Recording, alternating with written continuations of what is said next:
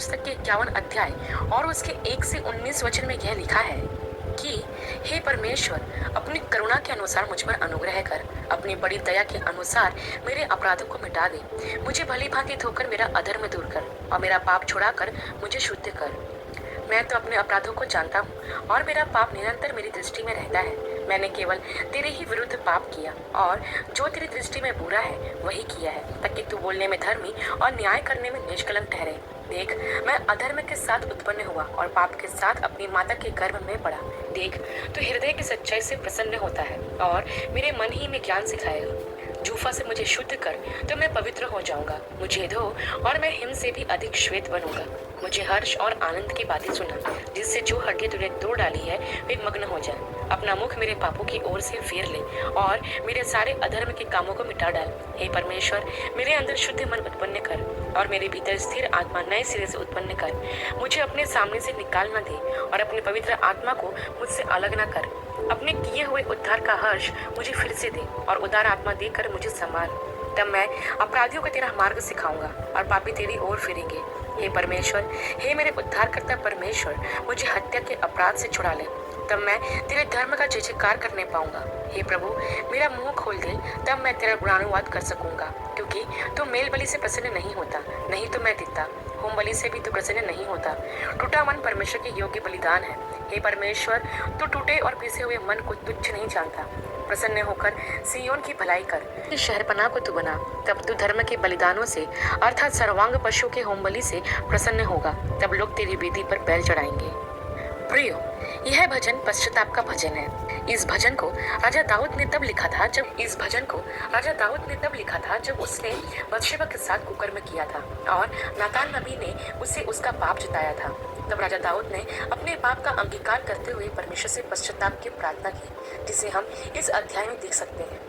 जब आप इस वचन को पढ़ोगे तो आप इस बात को महसूस करोगे कि राजा दाऊद को अपने किए गए पाप पर कितना पछतावा था और वो कैसे परमेश्वर के सम्मुख अपने पाप का अंगीकार करते हुए उससे क्षमा की याचना करता है। प्रियो, भजन संहिता 51 एक बहुत ही सुंदर भजन है, क्योंकि इसमें हृदय को छूने वाले वचन पाए जाते हैं। और जब हम इस भजन को पढ़ते हैं तो हमें भी अपने पाप में अवस्था का एहसास होता है। हमें भी एहसास होता है कि परमेश्वर के साथ अपने रिश्ते को पुनर्स्थापित करने के लिए पश्चाताप की बहुत आवश्यकता है। और जब हम इन बातों का एहसास करते हैं तो हमारी आंखों से आंसू की धारा बह निकलती है, क्योंकि हम भी पापी हैं और हमें भी पापों की क्षमा की अत्यंत आवश्यकता है। लेकिन हमारे पश्चाताप में कौन कौन सी बातें होना चाहिए और हमें कैसे पश्चाताप करना चाहिए, वो हम राजा दाऊद के इस भजन से सीखते हैं। सबसे पहली बात जो हमें इस भजन से सीखने को मिलती है वो हमें 1 से 3 वचन में देखने को मिलती है, जहाँ राजा दाऊद अपने किए हुए पाप को स्वीकार करता है और कहता है कि मैं तो अपने अपराधों को जानता हूँ और मेरा पाप निरंतर मेरी दृष्टि में रहता है। प्रियो, पश्चाताप की पहली सीढ़ी है अपने पाप को मानना। जब नातान नबी ने राजा दाऊद से यह कहा कि तूने यहोवा की दृष्टि में पाप किया है, तो राजा दाऊद ने तुरंत अपना पाप मान लिया और कहा कि मैंने यहोवा के विरुद्ध पाप किया है। उसने तुरंत स्वीकार किया कि उसके द्वारा परमेश्वर के विरुद्ध में बहुत बड़ा पाप हुआ है और अपने पाप को स्वीकार करके वो पश्चाताप भी करता है और परमेश्वर से क्षमा की याचना करता है। ठीक इसी तरह जब हम भी परमेश्वर के सम्मुख उसकी दया और क्षमा को मांगने उसके पास जाते हैं, तब सबसे पहले हमें हमारे पापों को स्वीकार करना अनिवार्य है। हमें मानना है कि हमने पाप किया है। हमें स्वीकार करना है कि हम अपराधी हैं, कि हमने पाप किया है।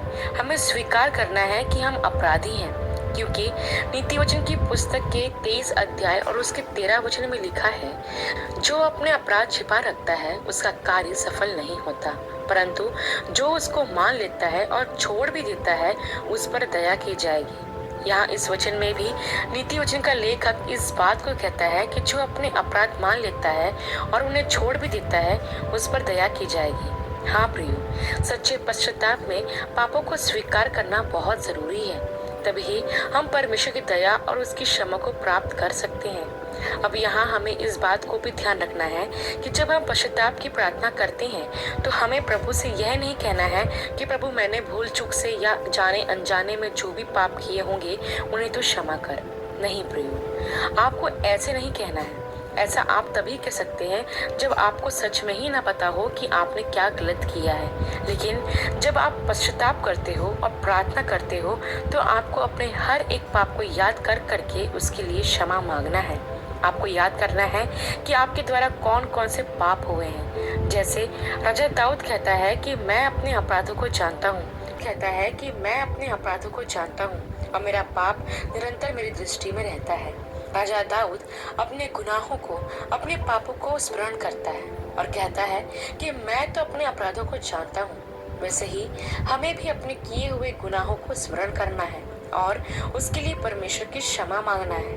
हो सकता है कि कोई ऐसा पाप है जो आपने कई साल पहले किया हो, लेकिन प्रभु से उसकी क्षमा नहीं मांगी हो, तो आपको उस पाप को स्मरण करके उसके लिए भी परमेश्वर से क्षमा मांगना है, ताकि परमेश्वर उस अपराध के लिए आपको क्षमा करे। इसके बाद हम वचन 4 में देखते हैं, ताकि परमेश्वर उस अपराध के लिए आपको क्षमा करे। इसके बाद हम वचन 4 में देखते हैं, जहाँ राजा दाऊद इस प्रकार से कहता है कि मैंने केवल तेरे ही विरुद्ध पाप किया है और जो तेरी दृष्टि में बुरा है वही किया है। प्रियो, यह वचन हमें यह सिखाता है कि हम जो पाप या अपराध करते हैं वो किसी मनुष्य के विरुद्ध में नहीं, परंतु केवल परमेश्वर के विरुद्ध करते हैं। मतलब हमें सिर्फ परमेश्वर के सम्मुख ही अपने गुनाहों को मानना है, क्योंकि हम हर पाप और अपराध केवल परमेश्वर के विरुद्ध ही करते हैं। प्रियो, यद्यपि पाप हमें और दूसरों को चोट पहुंचाता है, लेकिन वास्तव में हमारे द्वारा किया गया पाप परमेश्वर के नियमों और आज्ञाओं का उल्लंघन करता है, क्योंकि इस संसार में केवल परमेश्वर ही सब कुछ का कर्ता धर्ता है और वो ही सर्वोच्च है। इसलिए परमेश्वर के सामने ही हमें अपने हर गुनाह का अंगीकार करना है और उसकी क्षमा मांगना है। इसके बाद वचन 5 और 6 में ऐसा लिखा है कि देख, मैं अधर्म के साथ उत्पन्न हुआ और पाप के साथ अपनी माता के गर्भ में पड़ा। देख, तू हृदय की सच्चाई से प्रसन्न होता है और मेरे मन ही में ज्ञान सिखाएगा। प्रियो, कई लोग इस वचन को गलत तरह से समझते हुए यह सोचते हैं कि जब दाऊद अपनी माता के गर्भ में आया तब उसकी माँ पाप कर रही थी, लेकिन ऐसा नहीं है। दाऊद राजा यहाँ इस बात को कहने का प्रयास करता है कि वो भी पाप के द्वारा पूरी तरह प्रभावित है, क्योंकि यह आदम से पीढ़ी दर पीढ़ी बढ़ता आया है। आदम की आज्ञा उल्लंघन के द्वारा पाप इस जगत में आया और आज हर एक मनुष्य इस पाप से संक्रमित है। और इसी बात को संत पौलुस भी रोमियो की पत्री के 3 अध्याय और उसके 23 वचन कि सबने पाप किया है और परमेश्वर की महिमा से रहित है। दाऊद भी मान लेता है कि जन्म ही से उसने पाप करने का स्वभाव था। दूसरे शब्द में हम यह कह सकते हैं कि दाऊद अपने पापी स्वभाव की जिम्मेदारी स्वयं लेता है। वैसे ही प्रियो, हम में से कोई भी धर्मी नहीं है। हम सब पाप के साथ ही पैदा होते हैं और पापी स्वभाव हमारे जीवन में जन्म से ही पाया जाता है और इससे पूरी तरह छुटकारा प्राप्त करने के लिए हमें उद्धारकर्ता की आवश्यकता है, क्योंकि पापी स्वभाव से और पाप से केवल परमेश्वर ही छुटकारा प्रदान कर सकते हैं। इसके बाद हम वचन 7 से 9 में देखते हैं कि राजा दाऊद परमेश्वर के सम्मुख अपने पाप का अंगीकार करते हुए परमेश्वर से विनती करता है कि वो उसके पाप से उसे पूरी तरह शुद्ध करे। कहने का मतलब यह है कि राजा दाऊद परमेश्वर को अपने पाप मिटाने के लिए विनती करता है, क्योंकि वह जानता है कि परमेश्वर ही है जो उसे क्षमा करके उसके पाप को मिटा सकता है और उसे शुद्ध कर सकता है। प्रियो, ठीक इसी तरह हमें भी परमेश्वर पर विश्वास करके उसे अपने शुद्धिकरण की विनती करना है, क्योंकि वो ही है जो हमारे अधर्म क्षमा कर सकता है और हमारे पाप मिटा सकता है। उस जीवित परमेश्वर के अलावा दुनिया में कोई भी हमें हमारे पापों से नहीं छुड़ा सकता। यूहन्ना की पहली पत्री के 1 अध्याय और उसके 9 वचन में लिखा है, अपने पापों को मान ले तो वो हमारे पापों को क्षमा करने और हमें सब अधर्म से शुद्ध करने में विश्वास योग्य और धर्मी है। हाँ प्रियो, जब हम अपने पापों को मान लेते हैं और परमेश्वर से क्षमा की याचना करते हैं तो हमारा परमेश्वर जो विश्वास योग्य और धर्मी है हमारे पापों को क्षमा करता है। हम वचन 10 से 12 में यह देखते हैं कि राजा दाऊद इस बात का वर्णन करता है कि पाप के कारण उसके और परमेश्वर के रिश्ते में दीवार खड़ी हो गई है, जो सत्य है, क्योंकि प्रियो, पाप हमें परमेश्वर से दूर करता है। पाप एक ऐसी दीवार है जो मनुष्य और परमेश्वर के बीच में दूरियां लेकर आती है।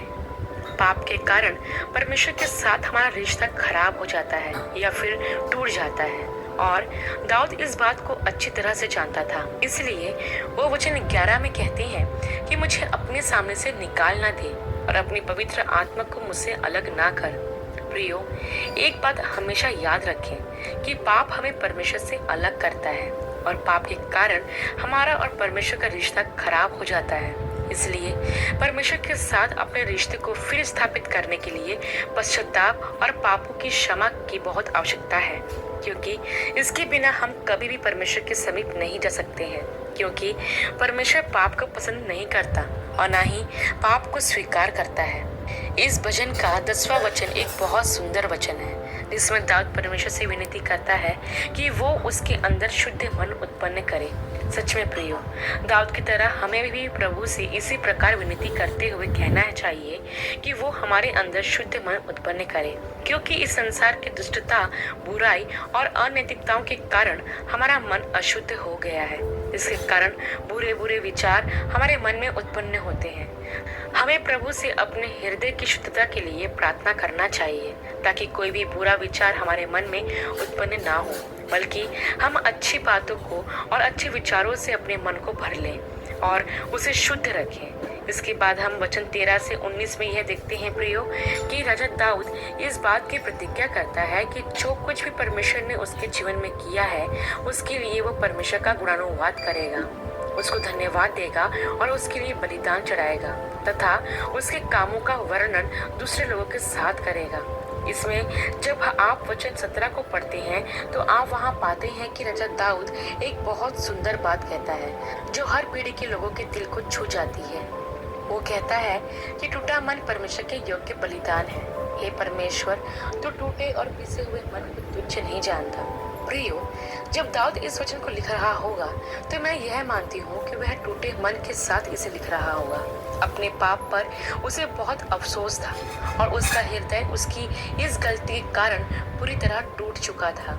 उसका हृदय पश्चाताप से और शोक से भरा हुआ था और इसी टूटे और पश्चातापी मन के साथ वो परमेश्वर से प्रार्थना करता है और विश्वास करता है कि परमेश्वर उसके इस टूटे हुए मन से की गई प्रार्थना को स्वीकार करेगा और उसे क्षमा करके ठीक इसी तरह जब हम भी अपने टूटे और पश्चातापी मन के साथ परमेश्वर के सम्मुख अपने अपराधों की माफी मांगने के लिए जाते हैं, तो विश्वास रखिए परमेश्वर कभी भी आपके टूटे मन को तुच्छ नहीं जानता।